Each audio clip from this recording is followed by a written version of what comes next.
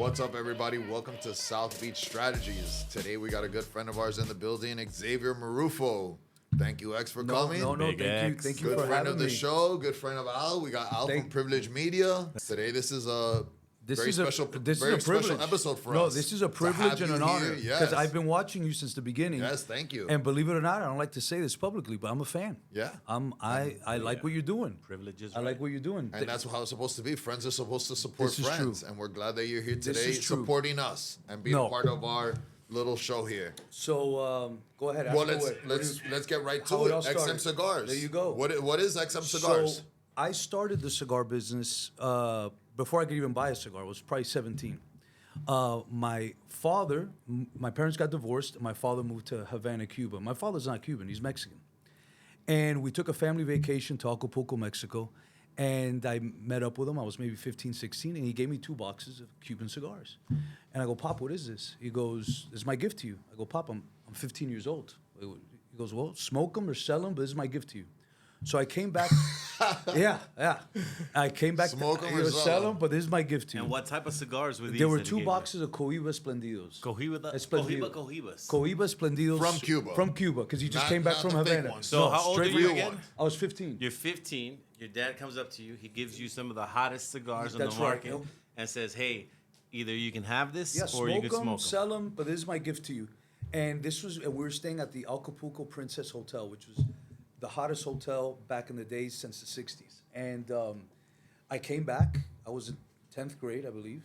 And I told all my friends' parents, hey, I got Cohibas, Cuban cigars, and I'm selling them for $25 a stick. And next thing you know, I sold all of them. And I made $1,500. And I called my dad. I go, Pop, I need 2 more boxes. And that is how it all kind of like started. But you sold them there in here. Acapulco, or you brought them back? I brought them with here, you? and I sold it to my friend's parents in high school. And but legally you can't sell Cuban cigars. But it got my idea. It got the interest of me of the whole cigar facade, because cigars represent a status quo, a sign of accomplishment, a sign of celebration. I liked everything it represented. So it just called to me. Then I started with a very small business. As a matter of fact, the building we're in right now, Monty's is downstairs. That was my first account. We put a humidor in this restaurant, and we put a humidor in the one in Coconut Grove. And basically what I would do is I would come to the properties, the convenience store down here as well. I will come and say, listen, I'm going to give you a humidor for free. I'm going to fill it up with cigar product, brands, Romeo and Juliet, Monte Cristo parties. So they didn't have that already at the time? No, they didn't have it. So you were coming in as a 16-year-old kid That's right. with the humidor and everything and just talking to the guys? Correct. How And did I that go, work? I'm not selling it to you. I want to give it to you and leave it to you here on consignment. I'll do the maintenance, I'll do the humidification, I'll give you cigar cutters, ashtrays, the whole 9. And every 15 days, I'll come by and I'll see your inventory and I will pay you 40% of all the sales. But they're collecting the money. So I basically invoice them 60%. So of what they're selling it you for. basically went into these establishments and said, "Hey, I'm gonna provide everything.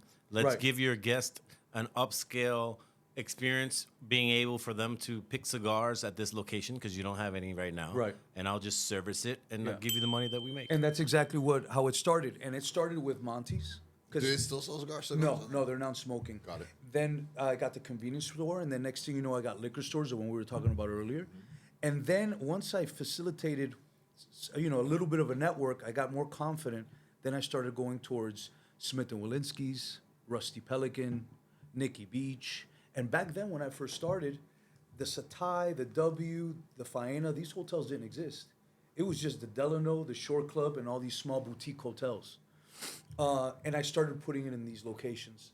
And I also co-mixed the girls that were walking around Ocean Drive with the cigar trays, selling the cigars. So I had those 2 angles going. And then next thing you know, we ended up getting contracts with, Four Seasons, Ritz-Carlton, Mandarin Orientals, W's. My biggest contract to date was MGM Properties, it's MGM Grand, Bellagio, Mandalay Bay, Mirage, New York. And then that evolved into the hookah game, where we started incorporating the hookah sales. Because people were approaching me for hookahs all the time, but I was against hookahs. I go, no, I take pride in my cigars. Cigars is my thing. I don't do hookahs. Hookahs is for college kids or people I don't know how to smoke. And Nikki Beach was always knocking on my door to do hookahs, and I would turn them down. And then when I opened up my first cigar bar called XM Cigar Boutique in Sunny Isles off of 135th, right on the water. And we were a hot spot on the water. This was when? This was 2015. Remember, you came to my grand opening. And, No, I remember that. And Chivas, he helped support and sponsor us with Chivas Regal. And that place was the hot spot. This is before Kiki.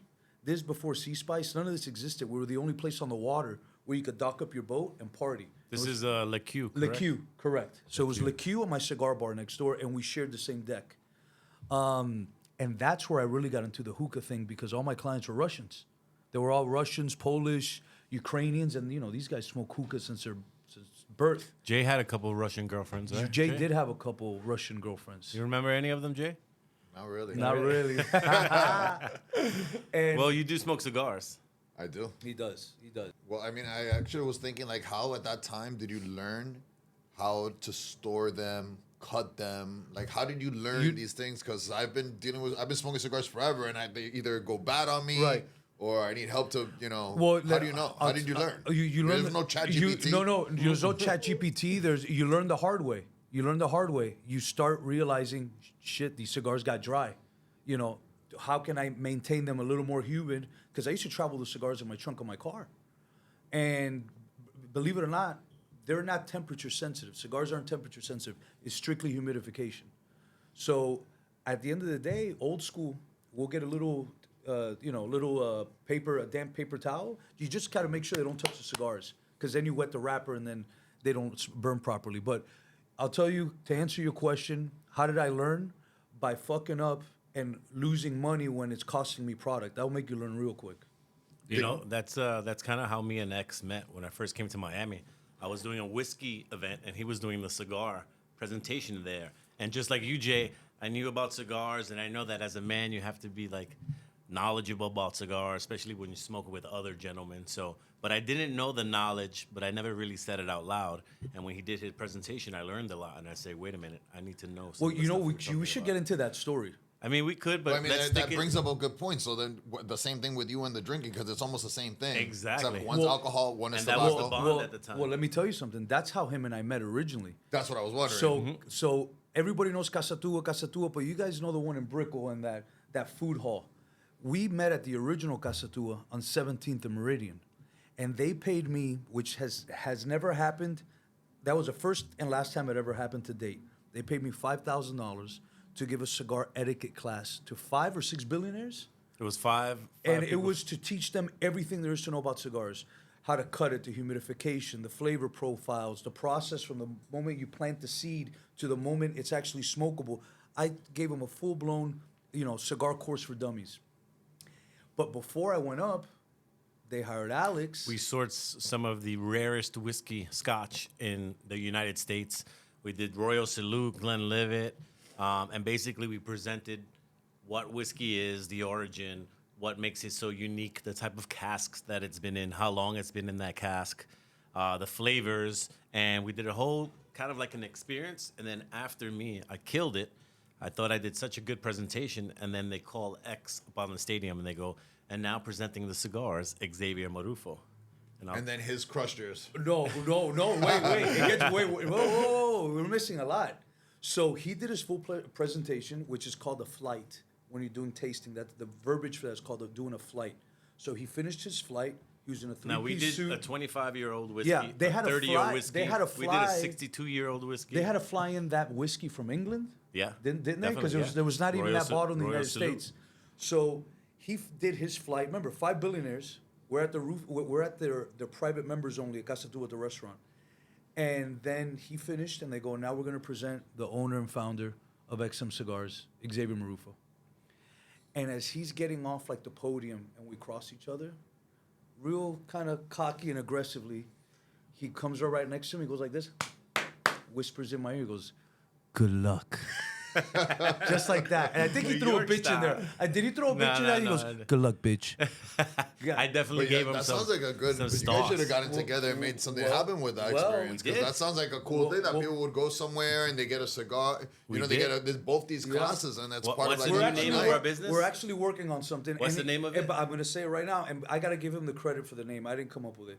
It's Teamwork. called Silky Smooth. He Silky wants to do. Smooth.